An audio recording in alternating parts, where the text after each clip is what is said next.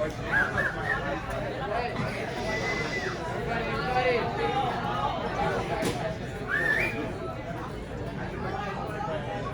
bring it on back in 3, 2, 1.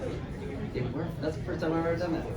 So, did anybody hear any questions from somebody who's sitting next to you and they thought, oh man, I bet a lot of people have that question.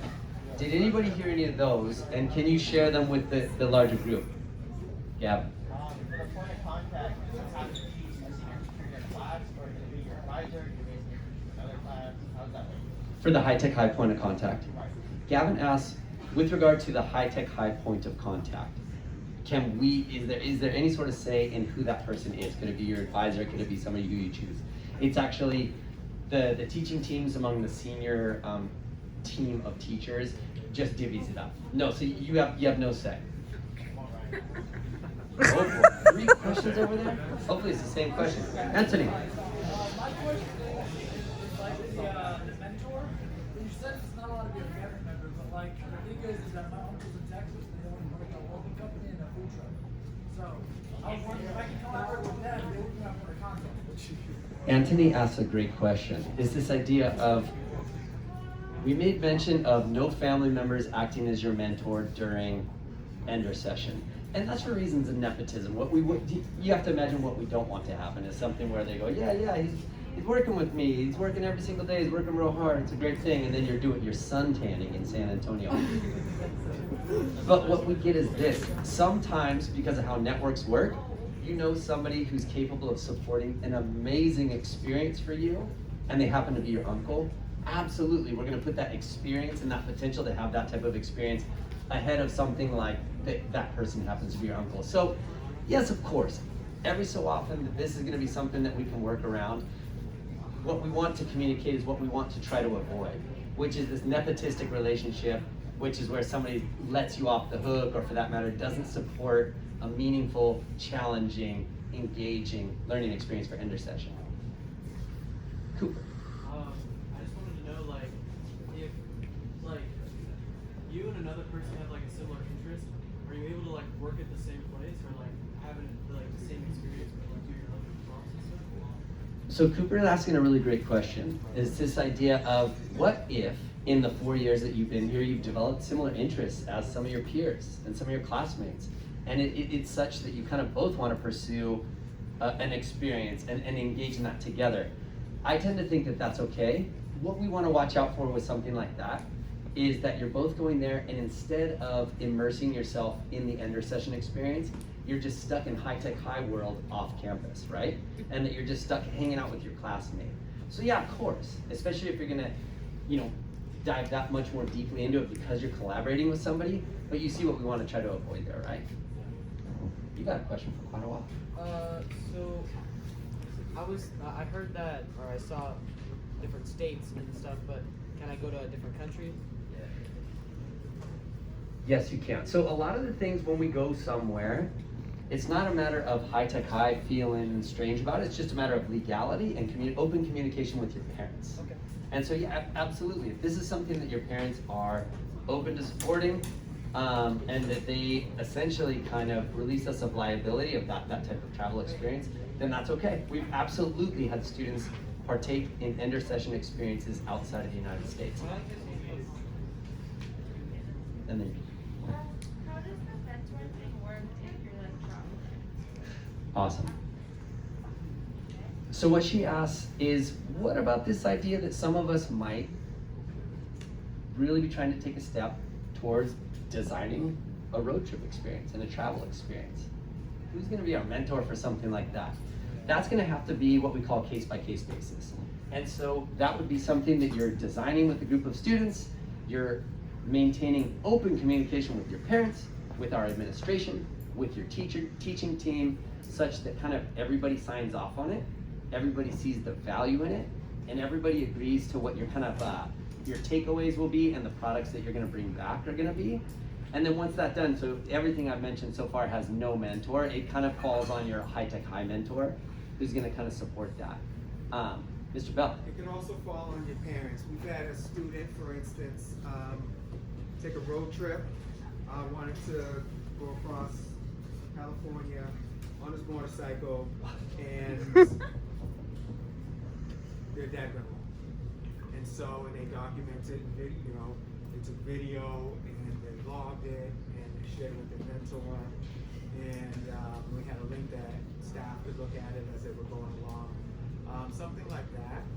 Although it could be a singular point of contact being the school, it could also be a parent. Also because they have to sign off on this as well, right? So it's a collaboration. Again, it's a case-by-case basis, and so come with your ideas and then have them well thought out, and then we'll look it over and we'll see how and if we can be accommodated. Cool.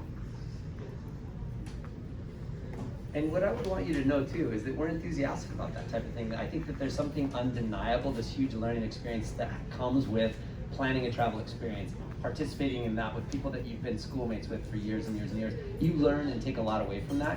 It's just a matter of making it happen in a way that's safe and that kind of contributes to that experience. So what I would want to say too, as we kind of round down on questions here, is again, we have to go back to the goal of today. The goal of today was to plant a seed. Hopefully we've done that. And we recognize that there are going to be questions that come up. There's going to be times where we need some kind of support and help further developing things. We recognize that it's not done today. This isn't the last time we're going to talk about this. Today the goal is just to kind of plant a seed. Because what we recognize is when you start thinking about this stuff early on, you start planning for things that become more meaningful.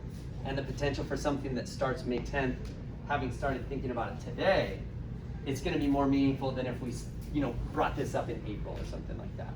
So that was the goal. Are there any final questions before you send you back to your fourth? Cut.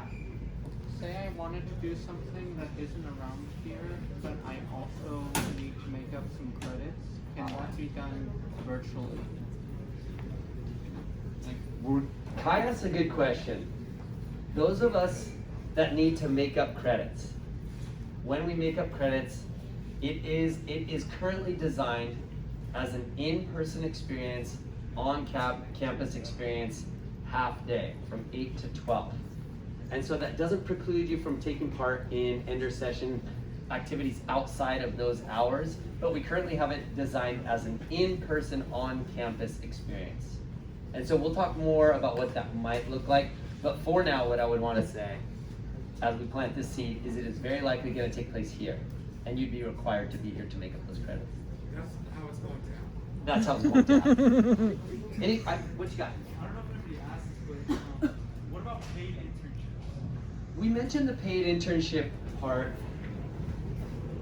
and that if you are over 18, you are allowed to work for 10 hours of your 30 hours per week. Outside of that, we're not allowed to get paid during that time. During that time. So that's not to say that during Endersession, if you guys have a job, you can only work 10 hours a week. You guys can work a ton, but it just can't be during your Endersession hours, right? And it can't be counted towards your 30 hours. Howie, buddy, do you have a question?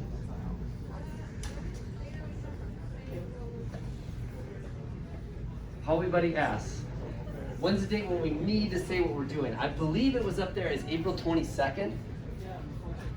Right before Shakespeare's birthday, remember? So yeah, we're gonna do it April 22nd. Ideally, we'd like to have these confirmed.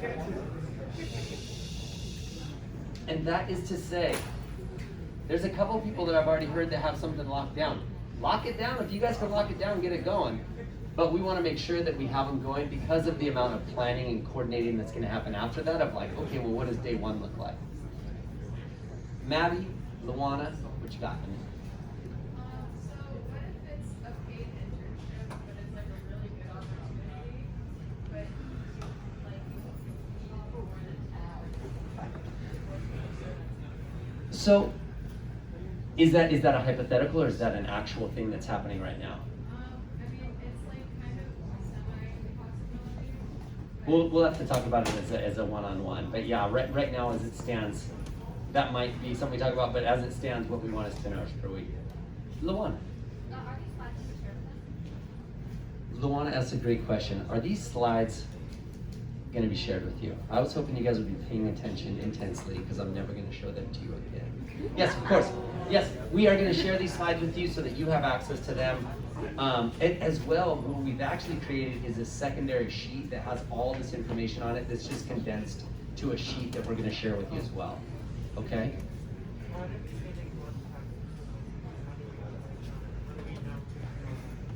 Here's a great question.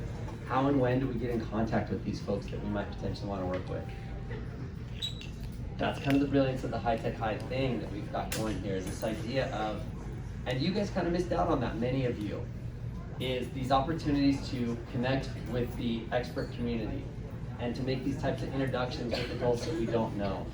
That's going to be supported within your senior team, but you would want to start thinking of, who is it that I would want to reach out with? Who is it that I want to work with? Who's the actual person? And then what would an email from me look like and sound like? What would a phone call from me look like and sound like? But those are things to start thinking of, and I'm excited that you're going to do that. Holy moly. 3 more questions? Let's do these 3 more and then we'll call it quits, right? So when will we report back or whatever? Is it only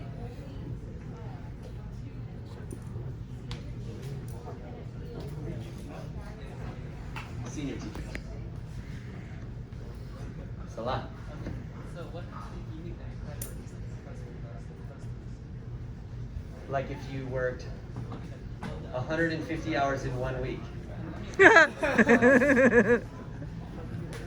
So Salah asked a question in terms of the distribution of the accumulation and the distribution of these hours. And so what Salah's getting at is this idea of mathematics.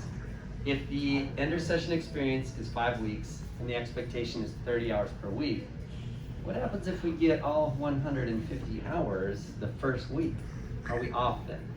The idea is not to do that, but that being said, the hours don't have to fall during the school day. So some of us that have been part of Endersessions before are part of work that doesn't happen from the morning until the afternoon. It happens actually from the afternoon into the evening. Some of them happen on the weekends. And so this again goes to this kind of young adult world of figuring out what our schedule looks like. So we don't want to encourage you to get all 150 hours in 1 week. What we want you to do is to plan how to have a meaningful, engaging experience over the span of 5 weeks. But we understand if that there might be great variability to that schedule, Salah. So I was wondering that if you could like plan it ahead already, so like look at it right now and be like already plan it instead of having to wait all that time. Yeah. Or should we wait until we get closer to the deadline? Yeah. So that's a great question. We showed you a calendar progression of how we're going to approach this thing that lands with us knowing what we're doing, committing to something on April 22nd. By all means, if something happens and you're able to confirm an ender session and start planning it by February 22nd, that's totally fine with us, right? It's just a matter of this, we're working off the opposite end of the spectrum of this idea of, yo, you gotta have something by April 22nd. And so if you're able to start making something happen sooner and planning that, that's absolutely fine. That actually takes a lot off our plate, and please communicate that to your teachers so that we know that that's what's up. Okay. John, we just don't want them to start until May 10th. Like, Oh, because yeah, they you have. can't start your intersession Yeah. until May 10th. Yeah. But you could maybe start doing something like volunteering, visiting, going to, familiarizing yourself with the place, before then. Here's the deal. Anytime somebody's up here talking and an entire group of people is just sitting and listening, we can only do it for so long. And I don't want you guys to have to listen that much longer. And so Enrique, this is gonna be the last question. And then that's gonna be it for now. Like I said, Sleep quietly, okay? we can't do this all in one day. This has been phenomenal. I'm very appreciative of you as an audience. I feel like you've been very receptive, very great listeners. And so just as soon as I answer Enrique's thing, we're gonna be done. We're just gonna leave quietly. What you got, Enrique? Is it possible to do different intersessions than doing one? Enrique touches on something that I mentioned earlier, this idea that you do not have to pick this one thing. Your ender session might look like volunteering at Lions, Tigers, and Bears for 2 weeks, And then them saying like, well, that's kind of it for us. We're actually closed for the season. And then you totally do something else, and you plan a road trip with peers that you've been, developing friendships with for your entire time at high school. And then you go volunteer for I Love a Clean San Diego, and you start coordinating beach cleanups. So yes, you can piece together what that looks like. Okay, seniors, we are immensely proud of you, and we feel lucky to be in your presence. Thank you for being such great listeners.